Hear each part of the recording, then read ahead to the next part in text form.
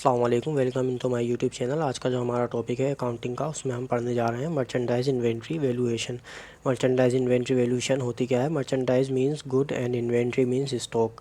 अच्छा, मर्चेंडाइज का मतलब होता है जो भी आपके माल होता है वो आपकी होती है मर्चेंडाइज। कारोबार करने के लिए जो भी आप चीज़ लाते हैं वो आपकी होती है मर्चेंडाइज। और इन्वेंट्री का मतलब होता है स्टॉक, जो भी आप जमा कर लेते हैं। तो मर्चेंडाइज इन्वेंट्री का मतलब हुआ जो भी आपका जमा किया हुआ माल है, स्टॉक है।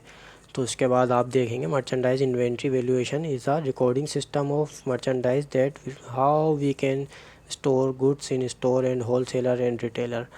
आप इसमें इस मर्चेंडाइज इन्वेंट्री में देखेंगे, रिकॉर्ड करेंगे कि मर्चेंडाइज किस किस तरीके से स्टोर में रखी जाती है और बेची जाती है, और होलसेलर और रिटेलर का क्या क्या सिस्टम होता है कारोबार करने का। उसके बाद आप देखेंगे it's also show in flow and outflow of merchandise.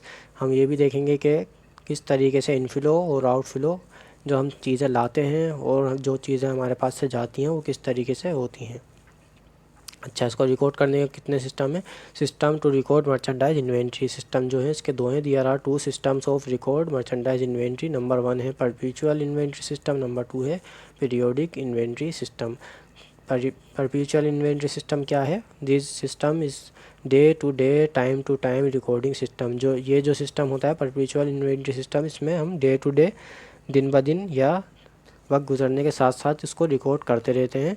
Which shows merchandise inventory will be acid, जो हमें शो कराता है कि मर्चेंडाइज हमारा क्या है, एसिड है, असासा है। नंबर 2 है पीरियोडिक सिस्टम। नंबर 2 में क्या करते हैं हम? दिस सिस्टम इज़ लमसम और होल इन्वेंट्री रिकॉर्डिंग सिस्टम। इसमें हम क्या करते हैं, सारे जो है लमसम यानी कि सारा का सारा, या होल, इसको भी सारा बोलते हैं, होल का मतलब सब, इन्वेंट्री जितनी भी हमारा सामान होता है वो हम क्या करते हैं, is this system we record inventory just one time start of every year. सिर्फ एक बार ही रिकॉर्ड करेंगे कि साल के शुरू में एंड एंडिंग, शुरू और आखिरी में हम साल के, ऑफ ईयर हर साल के एंड और शुरू में हम इसको रिकॉर्ड करेंगे। That's why it will be expense और इनकम, जो हमारा ये है एक्सपेंस है या इनकम है। तो ये हमारा होता है मर्चेंडाइज इन्वेंट्री वैल्यूएशन। आगे देखते हैं methods of recording merchandise inventory. जितने भी मेथड हैं वो ये हैं मर्चेंडाइज इन्वेंट्री के। यहाँ पे हमने नाम लिख दिए हैं। FIFO first in first out सबसे पहला मेथड है, first in first out method. LIFO last in first out, जो हमने लास्ट में माल ख़रीदा है उसको हम पहले बेचेंगे, तो ये मेथड लीफो है। जो हमने पहले माल ख़रीदा है पहले बेचेंगे, वो हमारा फीफो मेथड है। वेट एवरेज मेथड, एक मेथड इसमें ये है, वेट एवरेज मेथड होता है, और एक होता है moving average method. Specific identification method, lowest cost of market price method, gross profit method, और cooperative gross profit method, retail price method, under और over statement of merchandise method. अच्छा, तो ये 10 तरीके हैं इसको सोल्व करने के, लेकिन सबसे ज़्यादा जो हमारे पास 3 तरीके आते हैं, FIFO first in first out, LIFO last in first out, weighted average method. ये 3 तरीके सबसे ज़्यादा हमारे पास पूछे गए हैं क्वेश्चन के अंदर, तो हम इन तीनों पर ज़्यादा फोकस करेंगे। बाकी जो इसमें से अगर एक दो टॉपिक अगर आते हैं तो मैं उस पर भी कोशिश करूँगा वीडियो बनाने की। चलें ठीक है, आगे देखते हैं रिक्वायरमेंट। इसके अंदर हमसे क्या क्या पूछा जा सकता है इस क्वेश्चन में, वो हमसे पूछेगा ledger cost card. Ledger cost card कैसे बनाते हैं वो हम देखेंगे इस टॉपिक के अंदर। नंबर 2 है जर्नल कैसे बनाते हैं। Number 3 adjusting entries. Number 4 computation of cost of goods sold. Number 5 है computation of cost of ending inventory. Number 6 है computation of gross profit. Number 7 है computation of net income. Number 8 है टी अकाउंट। अच्छा, और इसके बाद हम देख रहे हैं कि stock inflow through purchase. Stock जो है हमारी बढ़ जाती है, हमारे पास आ जाती है, इनफ्लो हो जाता है थ्रो परचेज। ख़रीदने पे, कोई भी चीज़ ख़रीदेंगे तो जाहिर है इनफ्लो हो जाएगा, और उसके बाद आउटफ्लो कम पड़ जाएगा या ख़त्म हो जाएगा थ्रो सेल। सेल के ज़रिए जब हम बेच देंगे तो हमारे पास आउटफ्लो होएगा। मर्चेंडाइज़ जो है इन्वेंट्री बिगनिंग, जो है हमारा जो शुरू का मर्चेंडाइज़ होता है वो हमारा एक्सपेंस होता है। उसके अलावा जो हमारा शुरू एंडिंग इन्वेंट्री होता है, जो हमारे पास एंड में माल बच जाता है, वो हमारा एसिड या इनकम होता है। ये सारे आपके मेथड अगर वो क्वेश्चन पेपर में पूछ सकता है, कभी कभार आपके पास ऐसा सवाल आ जाता है कि method of recording merchandise inventory, what are the methods of recording merchandise inventory, तो आप ये सारे नाम उसके लिख देंगे।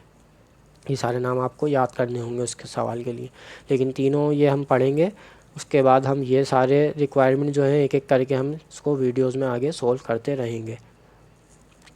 सबसे पहले आज हम देख लेते हैं कि फ्रेंड स्टोर ये नाम है जो भी आपको स्टोर का नाम दिया जाएगा। उसके बाद आप लेजर कॉस्ट कार्ड यहाँ लिखेंगे। परपेचुअल इन्वेंट्री सिस्टम, ये हमारा कौन सा सिस्टम है? Perpetual inventory system. पीरियोडिक नहीं है, ये परपेचुअल इन्वेंट्री सिस्टम है और उसके अंदर हम सोल्व करने जा रहे हैं FIFO, first in first out. तो सबसे पहले आपको एक चार्ट बनाना होगा। अगर आपसे पूछा जाएगा कि लेजर कॉस्ट कार्ड बनाएं आप परपेचुअल इन्वेंट्री सिस्टम में फीफो के अंदर, फीफो में आप किस तरीके से बनाएंगे? सबसे पहले आप डेट का एक कॉलम बना लेंगे, उसके बाद परचेज़ का, सेल्स आउट और बैलेंस का, ये 3 मेन कॉलम बनाएंगे। और इन तीनों कॉलम के अंदर भी आपको 3-3 कॉलम बनाने होंगे, जिस तरीके से मैंने यहाँ पे शो करा दिया है। सबसे पहले आप ये तरीका सीख लें, परचेज़, सेल्स और बैलेंस, ये 3 आप नाम देख लें। और क्वांटिटी, रेट, अमाउंट, यहाँ पे आप तीनों में लिखेंगे क्वांटिटी, रेट, अमाउंट, ठीक है। उसके बाद आप यहाँ पे जो भी तारीख आपको दी जाएगी, सबसे पहले आपको दे दिया जाएगा तारीख में बिगिनिंग इन्वेंट्री, बिगिनिंग बैलेंस आपको दिया जाएगा, वो आप यहाँ लिख देंगे। जो भी आपको क्वांटिटी और रेट दिया जाएगा क्वेश्चन के अंदर, वो आप यहाँ लिख देंगे क्वांटिटी और उसका रेट यहाँ लिख देंगे। और इन दोनों को मल्टीप्लाई करने के बाद आप उसकी अमाउंट यहाँ लिख देंगे। क्वेश्चन में ये आपको दिया जाएगा। ये मैंने सोल्व करा है 1998 का रेगुलर। अगर आपके पास क्वेश्चन है तो आप जाके देख सकते हैं, अगर आपके पास नहीं है तो इसके हम मज़ीद आगे क्वेश्चन सोल्व करेंगे तो आप वो देख लीजिएगा। अच्छा, उसके बाद आपको क्वेश्चन में बताया जाएगा कि आपने परचेज़ किए हैं इतने क्वांटिटी और इतने रेट पे, तो आप इन दोनों को मल्टीप्लाई करके यहाँ लिख देंगे। उसकी अमाउंट आप बैलेंस में भी लिखेंगे, जो आप यहाँ लिखते हैं वो आप बैलेंस में भी ज़रूर लिखते हैं। यहाँ पे आपने लिख दिया जो आपने परचेज़ किया है। नंबर 8 तारीख को आपने क्या किया, जनवरी की 8 तारीख को आपने सेल किया। तो हमने सेल किस तरीके से करना होगा? जो हमने पहले ख़रीद के लाए थे तो वो हम पहले सेल करेंगे। आपने 1500 क्वांटिटी सेल करनी है, तो सबसे पहले आप 1000 क्वांटिटी जो है आपकी वो सेल करेंगे।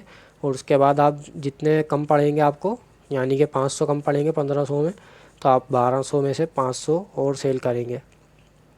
तो सबसे पहले तो आपने ये सेल कर दिया, तो आपने ये इसकी अमाउंट सेल में लिख दी, तो आपके पास ये ख़त्म हो गई। तो आपने यहाँ बैलेंस में माइनस माइनस लिख दिया क्योंकि ये आपके पास ख़त्म हो गई है। उसके बाद जो आपने यहाँ पे 1200 में से 500 सेल कर दिए हैं, तो 500 में से आपके पास कितने बचे? अब 700। 1200 में से 500 सेल किए आपने, 700 बच गए हैं। तो उसकी अमाउंट आपने यहाँ लिख दी और उसकी भी अमाउंट आपने यहाँ लिख दी। अब आपके पास बैलेंस जो है ये बचा है। अब आप जो है नई चीज़ ख़रीद के लाए, दोबारा आपने परचेज़ की 15 तारीख को 2000 क्वांटिटी से परचेज़ की, रेट किस पे? 14। तो आप इन दोनों को मल्टीप्लाई करके आप यहाँ अमाउंट लिख देंगे। और उसके बाद आप यहाँ पे सेल आपने नहीं किया, परचेज़ किया है, तो आप बैलेंस में परचेज़ की अमाउंट लिख देंगे। उसके बाद आपने क्या किया, 18 तारीख को दोबारा सेल किया। कितने आपने सेल किए? 1800।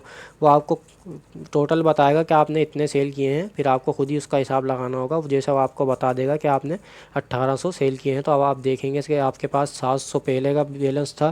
पहले आपके पास 700 ख़रीदे हुए हैं, तो आप पहले 700 बेच देंगे, 700। और जितने आपके पास कम पड़ेंगे, 1800 बेचे हैं तो जितने आपके पास कम पड़ेंगे 1100 इसमें से लेंगे।